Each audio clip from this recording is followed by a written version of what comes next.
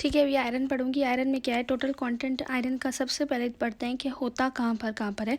तो जो है ना वो ना 70% जो है आयरन जो एरिथ्रोसाइट्स में होता है और 5% जो है ना आयरन जो है ना मसल्स वगैरह में मौजूद होता है, मायोग्लोबिन के मसल्स में। ठीक है, और इसके अलावा आयरन में क्या है, इसके अलावा आयरन में जो है ना आयरन होता क्या कितना है हमारी बॉडी में, ये बताया कि 3 to 5 ग्राम हमारी बॉडी में मौजूद होता है। ठीक है, इसके जो फंक्शंस में जो है ना मैंने डाइटरी रिक्वायरमेंट देख लेती हूँ। ये सिर्फ अडल्ट मैन की जो है ना डाइटरी रिक्वायरमेंट कितनी होती है, 10 मिलीग्राम पर डे। ठीक है, और सोर्सेस क्या होती हैं, और मीट वगैरह, वेजिटेबल्स, मिल्क वगैरह। ठीक है, वेजिटेबल्स जो है ना वो ना और मीट वगैरह बहुत ज़्यादा आयरन जो है ना मीट वगैरह से बहुत मिलता है, तो ये मेजर सोर्स है। ठीक है, इसके फंक्शन के लिए मैंने जो है ना वो ना कोड बनाया पाइट।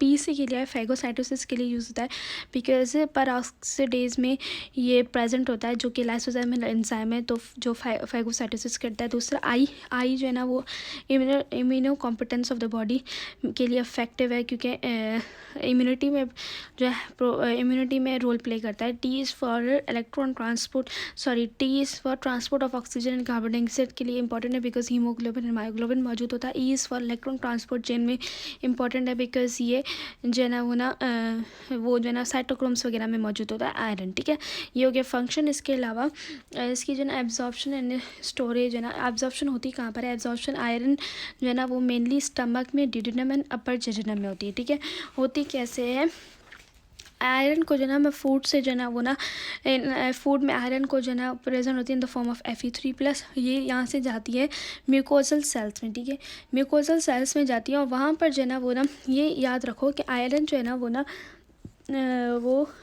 किस फॉर्म में जो है ना वो ना it is to convert iron जो है ना वो ना वो सेल्स में से पास करने के लिए, मेम्ब्रेन में से पास करने के लिए, म्यूकोजल मेम्ब्रेन के या किसी भी तरीके के मेम्ब्रेन में से पास करने के लिए Fe2+ फॉर्म में होना ज़रूरी है। तो वो किस फॉर्म में कन्वर्ट होता है, Fe2+ फॉर्म में। ठीक है, पास होने के लिए। ठीक है, और फिर पास और होता किसके थ्रू है, विटामिन सी एंड सिस्टीन के थ्रू। ठीक है, मैंने यहाँ पर बुक में भी लिखा हुआ है।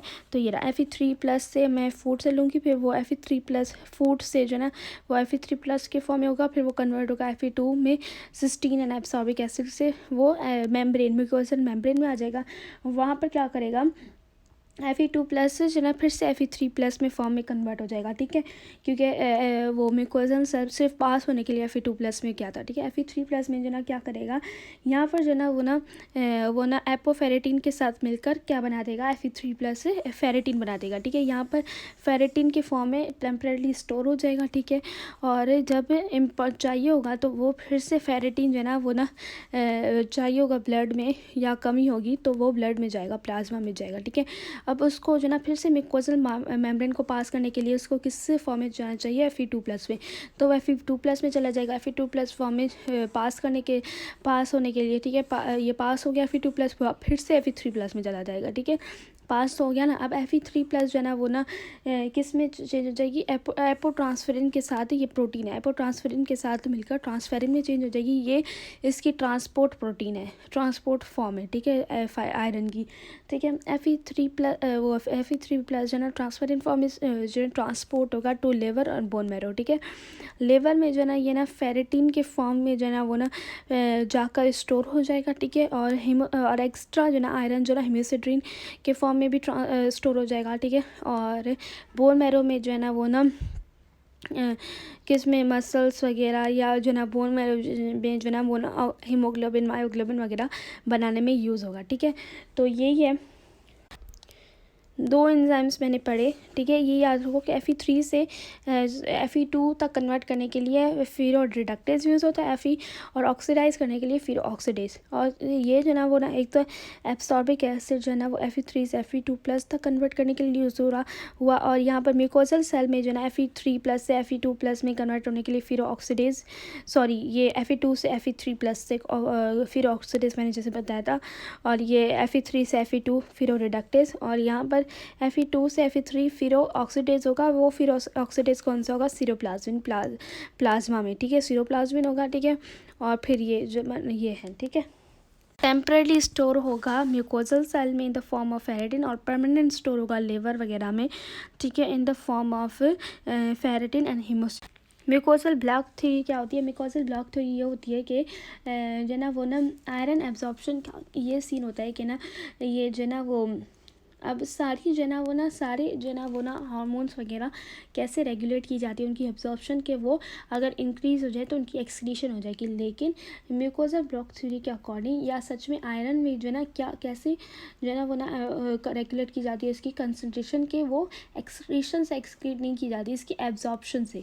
अगर आयरन ज़्यादा हुआ तो वो ज़्यादा एब्जॉर्ब हो जाएगा, सॉरी उसकी जो ना एब्जॉर्प्शन किससे कंट्रोल की जाती है? उसकी स्टोरेज से। अगर आयरन ज़्यादा होगा तो वो स्टोर ज़्यादा वो स्टोर हो जाएगा, ठीक है।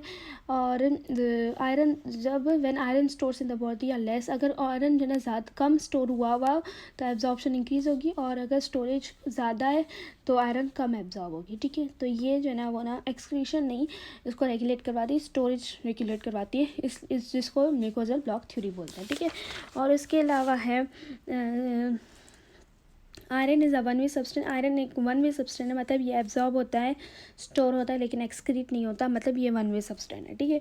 अब डिजीजेस, अब इसकी डिफिशियंसी से क्या होगा? इससे डिफिशियंसी से माइक्रोसाइटिक अनीमिया हो जाएगा, माइक्रोसाइटिक हाइपोक्रोमेटिक अनीमिया, बिकॉज जरा वो ना हीमोग्लोबिन नहीं बनेगा, हीमोग्लोबिन ना होने की वजह से हाइपोक्रोमेटिक अनीमिया हो जाएगा, ठीक है। अब ये जो ना स्ट्रिक्ट वेजिटेरियन में बहुत ज़्यादा जो ना वो ना अनीमिया हो जाती है, आयरन की कमी हो जाती है, बिकॉज मैंने बताया था कि मीट में बहुत ज़्यादा मौजूद होता है आयरन, अगर वो नहीं खाएंगे तो उसकी कमी हो जाएगी, ठीक है। तो ये जो ना वो ना ज़्यादा अनीमिया जो है ना वेजिटेरियंस में होता है, ठीक है। टॉक्सिसिटी और ट्रीटमेंट क्या होगा? आयरन डिफिशिएंसी ट्रीटेड, वो विटामिन सी वगैरह फॉलिक एसिड की जो ना गोलियां खाने से ये जो ना ट्रीट हो सकता है, ठीक है। Supplements of iron, folic acid, vitamin C. Haemosiderin, अब टॉक्सिसिटी क्या है? आयरन के इंक्रीज होने की वजह से क्या होगा? हीमोसिड्रेसिस एंड हीमोक्रोमेटोसिस। हीमोसिड्रेसिस के ना एक्सेसिव आयरन जो ना वो ना हीमोसिड्रिन के फॉर्म में वो जो ना स्टोर हो जाता है, ठीक है। अब वो हीमोसिड्रिन की जो ना अमाउंट इंक्रीज़ हो जाना, बिकॉज ज़्यादा आयरन स्टोर हुआ और ज़्यादा हो गया, जिसकी वजह से ज़्यादा स्टोर हुआ, तो उसको हीमोसिड्रेसिस बोलते हैं, ठीक है। ये होता किसकी वजह से? अगर ब्लड ट्रांसफ्यूजन ज़्यादा दी जाए हीमोलाइटिक एनीमिया, हीमोफीलिया की कंडीशन पेशेंट्स में, तो हीमोसिड्रेसिस होती है, ठीक है। अब और इसकी वजह से क्या होगा कि हीमोफीलिया हीमोलाइटिक एनीमिया वाले को पेशेंट को आयरन वो जो ना ब्लड देते रहेंगे, और आयरन जो है ना वन वे कंपाउंड, वो एक्सक्रीट नहीं होता, वो सिर्फ स्टोर ही होता है, तो हीमोसिड्रेसिस हो जाएगी, ठीक है। और हीमोक्रोमेटोसिस क्या होती है? हीमोक्रोमेटोसिस और ये लेस कॉमन होती है, ठीक है। हीमोक्रोमेटोसिस क्या होती है कि आयरन जो ना डायरेक्टली डिपॉजिट हो टिश्यूज़ में, स्टोर हो इन द फॉर्म ऑफ एफी आयरन जो ना वो ना हीमोसिडोसिस की फॉर्म में नहीं या फेरेटिन की फॉर्म में नहीं, डायरेक्टली फॉर्म में आयरन की फॉर्म में स्टोर हो जाए, Fe3+ की फॉर्म में, ठीक है। अब उसकी वजह से क्या होगा कि ना हीमोसिड्रेसिस होने के बाद यह हो सकता है, ठीक है। ब्रॉन्ज पिगमेंटेशन हो जाएगी आयरन के होने की वजह से, ठीक है। और पेनक्रियाटिक फिब्रोसिस वगैरह, सिरोसिस वगैरह होगा, इस वजह से इसको ब्रॉन्ज डायबिटीज़ भी बोलते हैं।